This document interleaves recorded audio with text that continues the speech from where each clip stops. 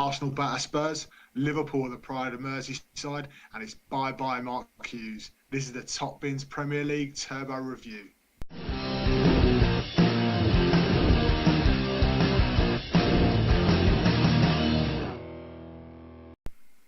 I'm Mike, he's Dave, and this is the Top Bins Premier League Turbo Review. Now, after the overwhelming success of us having to do a turbo review and preview last week, we thought we'd bring it back for another week and give you more of the format that you love. So we're going to ramp through the games that we think are the most noteworthy from the weekend, and then touch on the ones that we don't cover as much quickly. And we'll do the same for the preview, but we'll give you all the games in the preview episode. Plus two sets of games this week, mate, so we don't have time to mess around. Mate, we've got to ram through these. All right, Dave, look, we're going straight to for me, the best game of the weekend. Arsenal, Tottenham, North London derby. What a cracker. It was a cracker. It was an absolute cracker. And look, I thought that Spurs would do all right because they certainly bossed Chelsea around. But Arsenal gave them a pantsing, really. The only time that Spurs got into the game was when Arsenal let them. You got that. I think Dave's coined a new term there, new catchphrase. Get your t-shirts ready for them, Dave. They got a pants in. They had it. Arsenal were by far the better team in this game. Tottenham, I think we called it a bit in the preview that they could have gone two ways here. They could have been really, really confident off the back of two good wins against two good teams in Chelsea and Inter Milan, or what happened. They were jaded from playing two massive games, which took a lot out of them, lots of high pressing. They've not got the depth in their squad, and Arsenal really took advantage of that. They did, and I mean, we picked a high scorer. It was that, yeah. I mean, the topic, I guess, of the game for me was, I mean, aside from Aubameyang, who was excellent, was Eric Dyer, and what not to do early in a derby game away from home, where you bring the big shush out. And start a fight on the sideline, which the players are being fined for now. And told Ramsey to go and sit down, didn't he? He did indeed. And then Ramsey, I think it's Ramsey who picked his pocket later on for one of the goals, and then he did a poor David Luiz turn and deflected in another one at the end. And he was at fault for two of the goals after his big shush. Looks an absolute pillock now, doesn't he? Shocking football player, Eric Dyer is as well. Doesn't do himself any favours when he does stuff like that. No, not at all. Good game, but deserved result. Well done, Arsenal. Keep marching on. Yeah, and shout out to Aubameyang. Thought he was excellent. Great goal. Yeah, amen. Yeah, all right. Let's move on to what was now we know the final nail in the coffin for the horriblest man in all of the world. Mark Hughes has gone. Feels funny, doesn't it? I mean, it's great to have him gone. Don't get me wrong. Stoked he's gone. Really hope that they get the former RB Leipzig manager in, and not go for the dirty old man merry-go-round that is that sort of predatory group of 5 managers that just pick up clubs. But again, you saw Armstrong play well, and again, look, Southampton were good value for their 2-0. But an absolute collapse. And I don't think you could really say that United were inspired and came back beautifully. I mean, Rashford played pretty well, set up both the goals. But Southampton let them back into the game. Pogba was appalling. Pogba was probably the worst I've seen him. Yeah. He was a hot mess, mate. He was an absolute hot mess. There was one point of the game which kind of summed up Pogba. He tried a little Cruyff turn about 5-10 yards inside his own half, and before he could even get into the Cruyff turn, the ball rolled forward, and he gave the ball away, and then put his arms up in the air, jogged back, and Southampton were on the attack, and that summed up Pogba. It summed up his season for me. We know that he's capable. We know that he's got the quality, but he's just not doing it for United, and I think there's something very, very wrong there. Look, Southampton will be absolutely gutted. They were 2-0 up, absolutely flying, prime position to take 3 points off United. But you always feel with a team who are in form like Southampton are at the moment, that 2-0 is not enough. No. It just felt straight away like if United got a goal, that was pretty much it. That was either Southampton are going to get a draw, or they're going to be holding on. and in the end, it was kind of holding on really. Second half, United were a better team. Didn't create a hell of a lot in the second half, Did enough. but still did enough and probably with a better team and probably on the balance of things deserved it. Apart from Southampton's first 30 minutes, so yeah. Look, Just Rashford had a good game not for enough United. mad dogs though, apart from Rashford. You see, that's the problem. There's not enough mad dogs. That's it. I think. I mean, what I is think this shit? another big negative for United was Lukaku. Yeah. I know he scored, but oh my word, his first touch is horrendous at the moment. Stood on the ball, injured himself. He's having an absolute mare. Another fella's just devoid of confidence.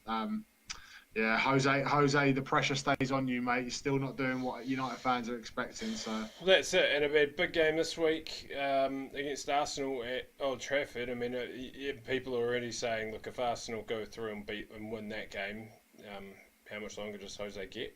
So, I mean, They might be in a decent part of the table, but they've got a negative goal difference, and they just look shit. yeah, all right. Look, point kind of earned for Southampton there, but it wasn't enough to keep Sparky Hughes in a job. Horrible man's gone, and we're very, very happy. We are indeed. Let's move on to the Merseyside derby, Dave. Yeah, Mike's got a Mark Hughes sacrificial burning of things in the backyard to get to, so let's move on. Yeah, exactly. I've already got it started, Dave. I poured the petrol. I'm just waiting to set it on fire. So the Merseyside derby, Dave, probably a bit too tight for you, wasn't it? For your liking. Oh, look, and to take the fandom out of it and just think of a game of football, it was looking to be a really entertaining 0-0 draw. It had a lot of great chances. It had some niggle. It had a lot of great derby sort of shit involved with it, really. And I thought, both sides had good chances. Neither side really that accurate. Both keepers played very well up until obviously the last minute, where, funnily enough, Allison's sprinted in to give Trent Alexander-Arnold, just give him an extra 10 or 15 yards by knocking it forward for him, which enabled him to get the ball into the box, which enabled the terrible slice from Van Dijk that turned into a wonder assist. So both keepers What's Jordan involved. Pickford doing though, Dave? But Pickford said that he was trying to tip it over the bar and he hit the post. Well, that's absolute rubbish. He's gone at it with two hands. He has gone to catch that ball. I don't care what he says. You watch it 100 times, you see it. He's trying to catch the ball. He didn't want to give away a corner because he was worried about what would happen. He should have been giving away the corner because he didn't know where the ball was. And just a silly mistake. And I feel for him, I really do. But I was absolutely chuffed that old Divock Origi was there with his great new little haircut to get it in. He looks like one of those bloody those mops that have got all the hairs on them. He looks fucking hilarious. But it was great to see him score. He hasn't scored for ages. And obviously, huge victory and Klopp running onto the field and going nuts. It was just a great end to a game. Yeah, I mean, look, Pickford's still wearing that hangover for me. He's had a couple of good games this season, but he's in particular against Chelsea a few weeks back. But he's really suffered a hangover from the World Cup, and he's not looked quite the same goalie that we all know that he is. And that won't do him any favours. That won't do his confidence any favours. Liverpool will be delighted that they keep that win was so important to keep up with City, keep in touch and distance. And I think Klopp celebration. I mean, people are having a dig at him this week about it. It's just passion, man. You did can't... it when Sterling got that winner against was it against Southampton in the last 97th minute last season? Yeah. It's happened before. It's not the first time. Give him a fine. No, it's not. That's right. I mean, even giving him a fine seems a bit harsh. But I mean, manager's showing a bit of emotion. It shouldn't be something that's seen as a bad thing. And he come out and he apologised afterwards to Marco Silva. So, I mean, I don't see the issue with it myself. And even Marco Silva said, look, if the shoe was on the other foot, I'm not sure I wouldn't have done the same thing. So, That's right. But I do think, he's my manager. I love him. But I still think you got to find him. He went outside of his technical area. We can't allow managers to just do whatever the hell they want when a goal's scored. Slap him on the wrist and move on. And with that, let's go have a look at City, eh? City Bournemouth called it as a potential banana skin, and you know what? Bournemouth definitely turned up, definitely played a part in this game, and they should have got a little bit more out of this game.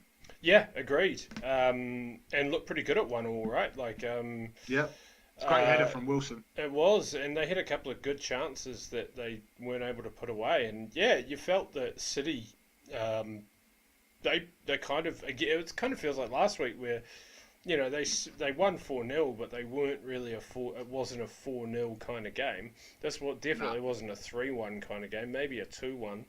Um, City though just roll on. I mean, people are saying Liverpool aren't at their best, but I mean who cares? They're still winning. City may not be at their best, but if they win 3-1 in the top of the league, who cares, right? that's right. And look, Leroy Sané, I thought was the shining light for Man City. Played phenomenally all game. So much energy going back and forward. Mm. He's got devastating pace as well. Um, he really played his part in that game, and I think he was the difference between a draw and a win for Man City. And if he weren't playing, I'm not sure if they would have got that win. But look, City go marching on, Liverpool go marching on. It's very tight at the top. Let's do a quick roundup of some of the other games, Dave. Chelsea got the win in the West London derby to see who the second best team in West London is, because QPR are obviously first. Of course, Chelsea got the win. deserved it.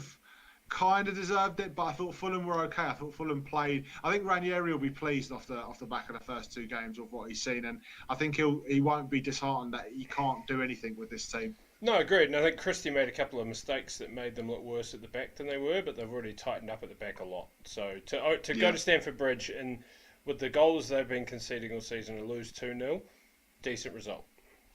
yeah. Big shock, or not so big shock anymore, because Wolves are a bit out of form at the moment. Cardiff getting a win after going 1-0 down as well. Doherty scored that goal from the corner. Um, Cardiff will be delighted with those 3 points. Neil Warnock's picking up points that people aren't expecting him to. Evening before his 70th birthday as well, so a lovely Yeah, birthday present. doesn't look a day over 69. Not at all, not at all. And what a goal by Junior Hoylett though. Great Oh, goal, screamer. deserved winner.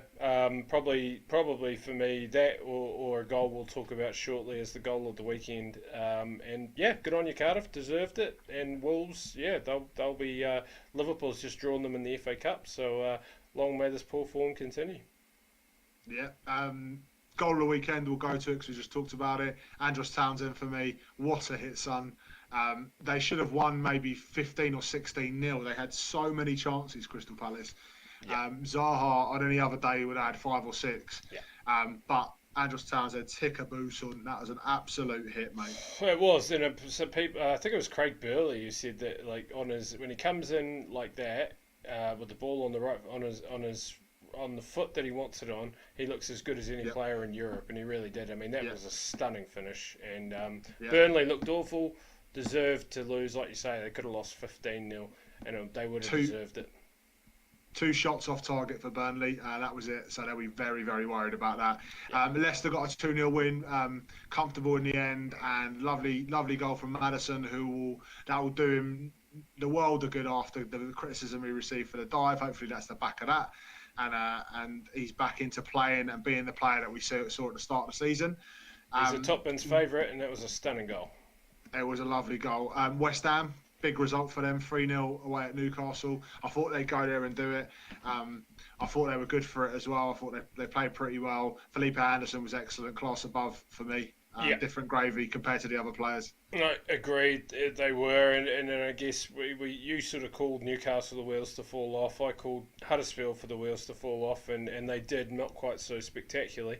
Brighton able to pull out a 2-1 win without Glenn Murray, and I heard Yeah, that yeah, the kickoff time affected his 4:30 dinner, and that was that. yeah. He chose That's to right. stay with his mates and have a game of bridge in his dinner. Well, I also heard that he had a late lunch, Dave, because he had a bit of Oh, indigestion from his breakfast, and right. so because of that, they had to say, look, have a rest, mate, and we'll see you midweek. And they brought in Andone, and he ended up getting on the score sheet. So I'm sure Chrissy Houghton will be delighted about that. Absolutely. Look, lots of great action this weekend. Some really good games, especially the Arsenal Tottenham game. I was loving that. We hope you've liked this video. Make sure that if you did, you hit the like, you hit the subscribe. Head over to our Facebook. It's facebook.com/TopBinsFantasy. We hope you've enjoyed the Turbo review, and check out later today our Turbo preview for the midweek games. Cheers. I say walk like they talk like they know, talking like they know.